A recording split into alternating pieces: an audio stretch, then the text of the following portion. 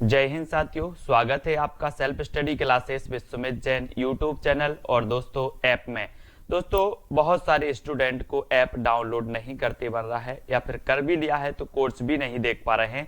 तो मैं आज उनको बता दूं कि ये जो सेल्फ स्टडी क्लासेस इस प्रकार से जब आप प्ले स्टोर से करते हैं तो ये आपका वेल जो है आइकन उसमें लगा हुआ है ना। तो इस प्रकार से सेल्फ स्टडी क्लासेस आपको सर्च करना है और ऐसे आइकन में आपको ऐप मिलने वाला है। ठीक है, तो दोस्तों हम देखें कि प्ले स्टोर में आपको इस प्रकार से दिखेगा ये सेल्फ स्टडी क्लासेस। ठीक है, ये प्ले स्टोर में आपको सेल्फ स्टडी क्लासेस का ऐप दिखने वाला है।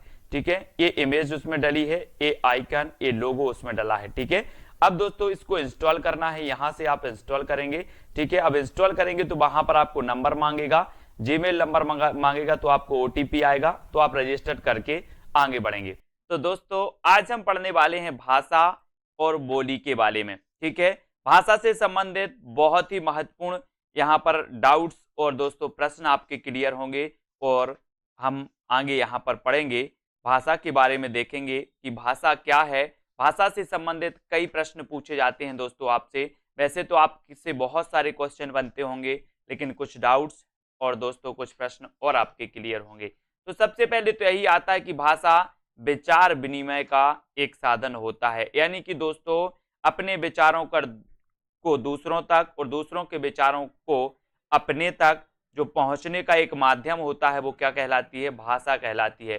तो भाषा विचार विनिमय का साधन है। कामता प्रसाद गुरु, भाषा वह साधन है जिसके द्वारा मनुष्य अपने विचार को दूसरों पर भली भांति प्रकट कर सकता है और दूसरों के विचारों को स्पष्टतः समझ सकता है। किसके अनुसार? कामता प्रसाद गुरु के अनुसार। ठीक है, बाबूराम सक्सेना बोल रहे हैं कि जिन ध्वनि चिन्हों द्वारा मनुष्य परस्पर विचार विमर्श करता है उसे समाहित रूप में क्या कहते हैं? भाषा कहते हैं।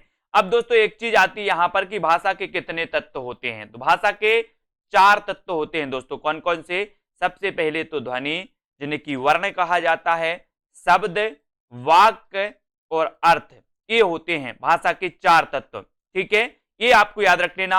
आपसे यहां से एक क्वेश्चन बनता है कि भाषा की सबसे छोटी इकाई क्या होती है, तो आपका उत्तर हो जाता है ध्वनि। फिर दूसरा क्वेश्चन बनता है कि भाषा की सबसे छोटी सार्थक इकाई क्या होती है, तो आपका उत्तर होता है शब्द। ऐसे क्वेश्चन कई प्रकार से बनते हैं। ठीक है, तो आर्य भाषा के विकास क्रम को 3 भागों में बांटा गया। ये मोस्ट इंपॉर्टेंट, कई बार पूछा गया दोस्तों कि आर्य भाषा के विकास को कितने क्रम में बांटा गया, कितने भागों में रखा गया, ये क्वेश्चन पूछा जाता है।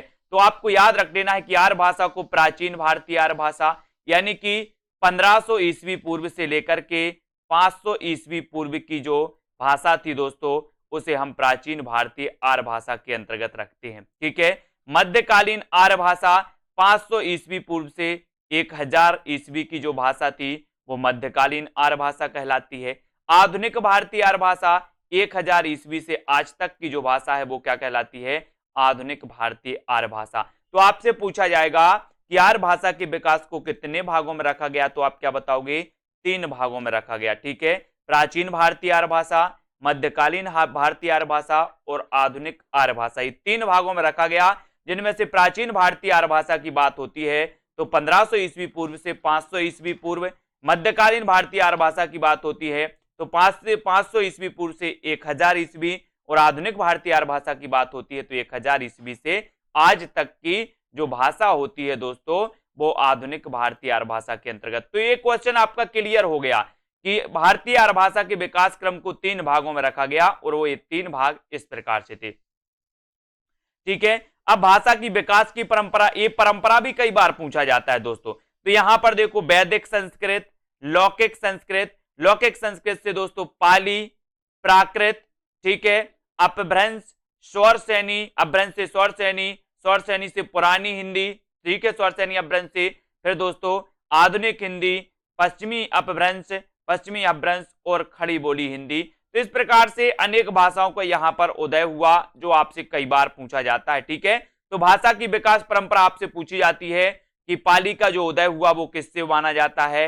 लौकिक संस्कृत से। ठीक है, इसको आपको याद रख लेना। वैदिक संस्कृत से निकली लौकिक संस्कृत, है ना, फिर पाली, प्राकृत, अपभ्रंश, ये मानी जाती हैं। ठीक है, तो ये संस्कृत के 2 रूप थे दोस्तों, एक तो वैदिक संस्कृत और एक लौकिक संस्कृत। इन्हीं से ही सारी भाषाओं का विकास यहां से माना जाता है।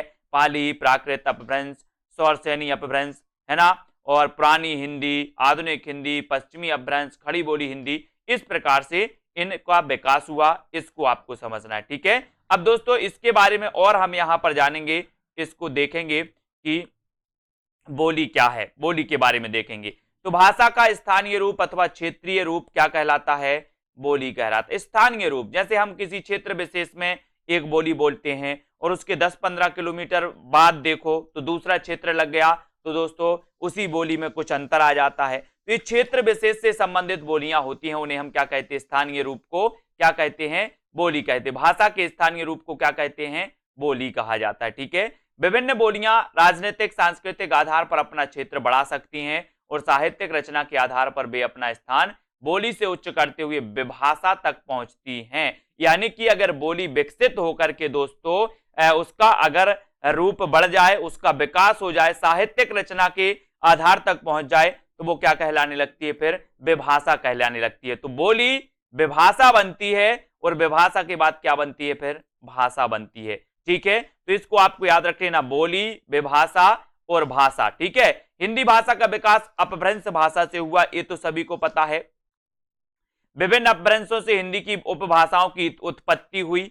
हिंदी उपभाषाओं से हिंदी की सभी बोलियों का विकास माना जाता है। इनको हम यहां पर देखेंगे दोस्तों, है ना। सौरसेनी अपभ्रंश से कौन सी निकली? ये क्या है? अपभ्रंश। और ये क्या है? इनकी उपभाषाएं। अब आपसे पूछा जाता है कि निम्न में से बताइए कौन सी उपभाषा सौरसेनी अपभ्रंश से निकली? तो आपका उत्तर होता है पश्चिमी हिंदी, राजस्थानी हिंदी, गुजराती। ये सौरसेनी अपभ्रंश से इनका उदय माना जाता है दोस्तों। इनको आपको याद रख लेना, पश्चिमी हिंदी, राजस्थानी और गुजराती का उदय हुआ सौरसेनी अपभ्रंश से। ठीक है, ये सौरसेनी अपभ्रंश से। तो अपन ने पढ़ा था पश्चिमी राज गुजरात, पश्चिमी राज गुजरात। तो इसको पश्चिमी राज गुजरात में शेर हैं, शेर हैं, तो पश्चिमी से क्या बना था? पश्चिमी हिंदी, राज से बना था राजस्थानी, गुजरात से बना था गुजराती, और शेर हैं तो सौरसेनी। ये सौरसेनी अपभ्रंश से इनका उदय होता है। ठीक है, फिर आती है दोस्तों अर्धमागधी अपभ्रंश। अर्धमागधी अपभ्रंश से कौन सी निकली? पूर्वी हिंदी। अर्धमागधी से कौन सी निकली? पूर्वी हिंदी। ठीक है, फिर आती है मागधी अपभ्रंश। तो मागधी अपभ्रंश से उदय हुआ कौन सा? बिहारी हिंदी का, बंगला, उड़िया और असमिया में। हम कैसे याद रखते हैं कि दोस्तों मगध के बिहारी का बंगला उड़ा असमिया में, मगध के बिहारी का बंगला उड़ा असमिया में, है ना। तो मगध से बनेगा मागधी अपभ्रंश, बिहारी का तो बिहारी हिंदी, बंगला उड़ा तो बंगला, उड़िया और असमिया, ये मानी जाती है दोस्तों मागधी अपभ्रंश से। तो कैसे याद रखिए अपन ने कि मगध के बिहारी का बंगला उड़ा असमिया में। ठीक है, तो इसको अपन ने याद कर लिया, मागधी अपभ्रंश से निकली। फिर दोस्तों महाराष्ट्रीय अपभ्रंश से मराठी निकली, ये तो सभी को पता है। विराचड़ अपभ्रंश से कौन सी निकली? सिंधी निकली विराचड़ अपभ्रंश से। पैसाची से पंजाबी लहंगा, बोले पंजाबी लहंगा, पंजाबी लहंगा चाहिए तो पैसाची, पैसा चाहिए, बोले पंजाबी लहंगा के लिए पैसा चाहिए, है ना। घर में बोलते ना आप लोग, बोले पंजाबी लहंगा के लिए पैसा चाहिए, पैसा चाहिए तो पैसाची, पैसाची से निकली पंजाबी और लहंगा। ये दो दोस्तों उपभाषाएं निकली। ठीक है, फिर खस अपभ्रंश से निकली कौन कौन सी दोस्तों? पहाड़ी, गढ़वाली और कुमाऊनी। ये पहाड़ी के दोस्तों रूप माने जाते हैं, इनको आपको याद रख लेना। पहाड़ी, गढ़वाली, कुमाऊनी ये खस अपभ्रंश से मानी जाती है। तो यहां पर एक चीज आपको याद रख लेना है कि सौरसेनी से पश्चिमी राज गुजरात, तो पश्चिमी हिंदी, राजस्थानी, गुजराती। अर्धमागधी से पूर्वी हिंदी आ गई। ठीक है, मागधी अपभ्रंश से बंगला, उड़िया, असमिया ये निकली। महाराष्ट्रीय अपभ्रंश से मराठी, ठीक है, विराचड़ से सिंधी और पैसाची से पंजाबी और लहंदा। ठीक है, खस अपभ्रंश से पहाड़ी, गढ़वाली और दोस्तों कुमाऊनी, इनका विकास हुआ। ठीक है, फिर आगे पढ़ते हैं, यहां पर आते हैं, हम देखते हैं दोस्तों सौरसेनी अपभ्रंश से। सौरसेनी अपभ्रंश से कौन सी निकली? इसको हमें याद रख लेना है कि सौरसेनी अपभ्रंश से निकली कौन सी? पश्चिमी हिंदी। सभी को पता है सौरसेनी अपभ्रंश से पश्चिमी, राजस्थानी और गुजराती। तो हम यहां पर पश्चिमी हिंदी को देखेंगे सबसे पहले। तो पश्चिमी हिंदी आ गई। अब पश्चिमी हिंदी से कौन कौन सी निकली? एक तो कौरवी, और कौरवी को क्या कहा जाता है? खड़ी बोली कहा जाता है। ब्रजभाषा, कन्नौजी, हरियाणवी और बुंदेली। ठीक है, हरियाणवी को बांगरू भी कहा जाता है, ये भी याद रख लेना। तो अपन ने याद किया था कि कानों के खड़ी बुंदेली ब्रजभान हरि के पास, है ना। तो कानों से क्या बना था? कन्नौजी, खड़ी से बना था खड़ी बोली, कानों के खड़ी बुंदेली तो बुंदेली, ब्रज से ब्रजभाषा, हरि के पास तो हरियाणवी, तो कानों के खड़ी बुंदेली ब्रजभान हरि के पास, है ना। तो कोरबी या खड़ी बोली, ब्रजभाषा, कन्नौजी, हरियाणवी और बुंदेली ये पश्चिमी भाषा से इनका उदय होता है। तो इनको आपको याद रख लेना। आपसे पूछा जाता है कि निम्न में से बताइए कौन सी पश्चिमी हिंदी की दोस्तों बोली नहीं है, तो पश्चिमी हिंदी की बोलियां ये मानी जाती हैं, इनको आपको याद रख लेना, ठीक है। फिर बात करते राजस्थानी हिंदी की, तो राजस्थानी हिंदी से निकली थी दोस्तों मारवाड़ी, जयपुरी, मेवाती और मालवी, है ना। इसको आपको याद रख लेना है। राजस्थानी हिंदी से कौन कौन सी निकली, मारवाड़ी, जयपुरी, मेवाती और दोस्तों मालवी, ठीक है। इनको याद रखेंगे, ये 4 निकली थी। आपसे पूछा जाएगा कि निम्न में से बताइए कौन सी राजस्थानी हिंदी की बोली नहीं है, तो ये आपको याद रख लेना कि मारवाड़ी भी है, जयपुरी भी है ना, मेवाती भी है और मालवी, ये राजस्थानी से संबंधित है, ठीक है। फिर बात करें दोस्तों अर्धमागधी अपभ्रंश, गुजराती तो गुजराती, अर्धमागधी अपभ्रंश की बात करें तो अर्धमागधी अपभ्रंश से जो उपभाषा का उदय हुआ वो हुआ पूर्वी हिंदी का, पूर्वी हिंदी का हुआ।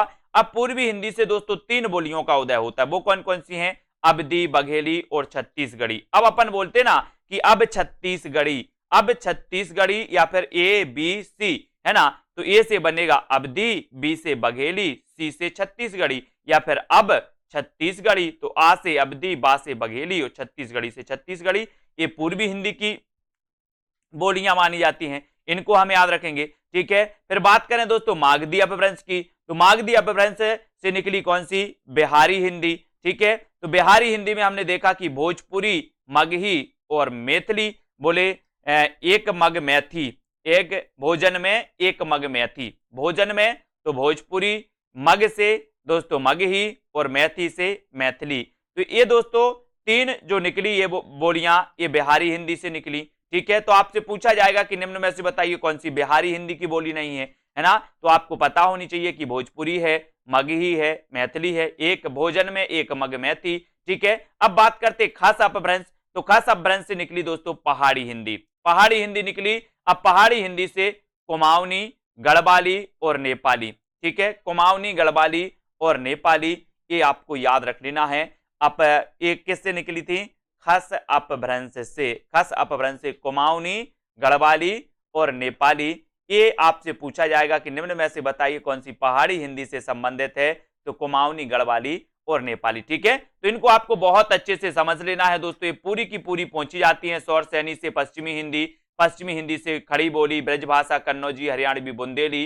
राजस्थानी से बात करें तो मारवाड़ी, जयपुरी, मेवाती, मालवी। अर्धमागधी से बात करें तो पूर्वी हिंदी, अवधी, बघेली, छत्तीसगढ़ी। मागधी अपभ्रंश से बिहारी हिंदी निकली, भोजपुरी, मगही, मैथिली हो गई इसकी, ठीक है।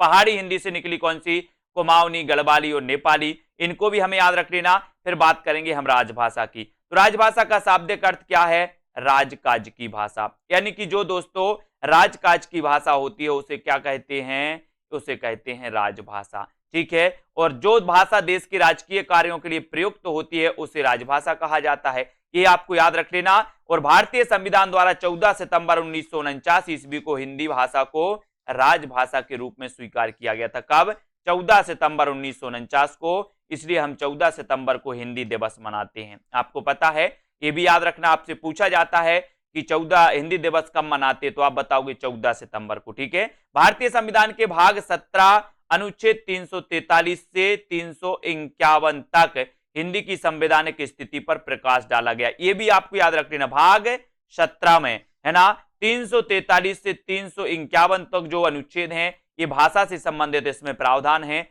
ये भी आपको याद रख लेना। 14 सितंबर 1949 को दोस्तों हिंदी भारत की राजभाषा बनी, इसको रखा गया। भाग 17 अनुच्छेद 343 तक भाषा से संबंधित प्रावधान रखे गए संविधान में, इसको भी आपको याद रख लेना, ठीक है। फिर यहां पर हम बात करते हैं दोस्तों कि साथ ही भारतीय संविधान की 8वीं अनुसूची में 22 प्रादेशिक भाषाओं का उल्लेख है। अगर आपसे पूछा जाए कि भाषाओं से संबंधित अनुसूची कौन सी है, तो वो है 8वीं अनुसूची, ठीक है। संविधान की जो 8वीं अनुसूची है दोस्तों ये भाषाओं से संबंधित है और इसमें 22 भाषाएं हैं, 22 प्रादेशिक भाषाएं, जिनमें पूछा जाता है, आपसे क्वेश्चन बनेगा कि निम्न में से बताइए कौन सी संविधान की 8वीं अनुसूची में भाषा नहीं है, तो आपको याद करना है असमिया, कन्नड़, बंगला, गुजराती, उड़िया, कश्मीरी, हिंदी, संस्कृत, ठीक है, उर्दू, तमिल, तेलुगु, पंजाबी, मराठी, मलयालम, सिंधी,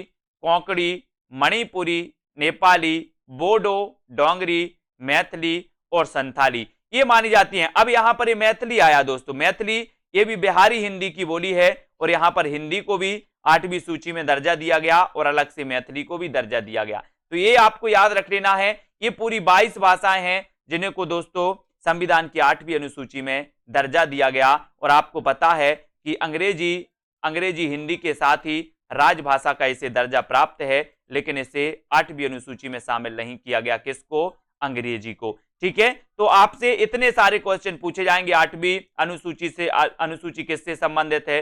भाषा से संबंधित है। 8वीं अनुसूची में कितनी भाषाओं को दोस्तों स्थान मिला है, कितनी भाषाएं उसमें मान्यता प्राप्त हैं? तो वो है 22 भाषाएं। इनको आपको याद रख लेना। ठीक है, तो नेक्स्ट वीडियो में हम इससे संबंधित जो महत्वपूर्ण प्रश्न हैं उनको पढ़ने वाले हैं। आज दोस्तों हमने भाषा और विभाषा और राजभाषा से संबंधित दोस्तों देखा, किस भाषा का किस अपभ्रंश से विकास हुआ है ना, और कौन कौन सी बोलियां उनसे संबंधित आती हैं, इसके बारे में हमने पढ़ा। ठीक है, तो आज के इस वीडियो के लिए बस इतना ही। जय हिंद। जय हिंद साथियों, स्वागत है आपका self study classes with Sumit Jain YouTube channel और दोस्तों ऐप में। दोस्तों बहुत सारे स्टूडेंट को ऐप डाउनलोड नहीं करते बन रहा है, या फिर कर भी लिया है तो कोर्स भी नहीं देख पा रहे हैं। तो मैं आज उनको बता दूं कि ये जो सेल्फ स्टडी क्लासेस इस प्रकार से जब आप प्ले स्टोर से करते हैं तो ये आपका वेल जो है आइकन उसमें लगा हुआ है ना। तो इस प्रकार से सेल्फ स्टडी क्लासेस आपको सर्च करना है और ऐसे आइकन में आपको ऐप मिलने वाला है। ठीक है, तो दोस्तों हम देखें कि प्ले स्टोर में आपको इस प्रकार से दिखेगा ये सेल्फ स्टडी क्लासेस। ठीक है, ये प्ले स्टोर में आपको सेल्फ स्टडी क्लासेस का ऐप दिखने वाला है। ठीक है, ये इमेज उसमें डली है, ये आइकन, ये लोगो उसमें डला है। ठीक है, अब दोस्तों इसको इंस्टॉल करना है, यहां से आप इंस्टॉल करेंगे। ठीक है, अब इंस्टॉल करेंगे तो वहां पर आपको नंबर मांगेगा, जीमेल नंबर मांगेगा, तो आपको ओटीपी आएगा, तो आप रजिस्टर करके आगे बढ़ेंगे।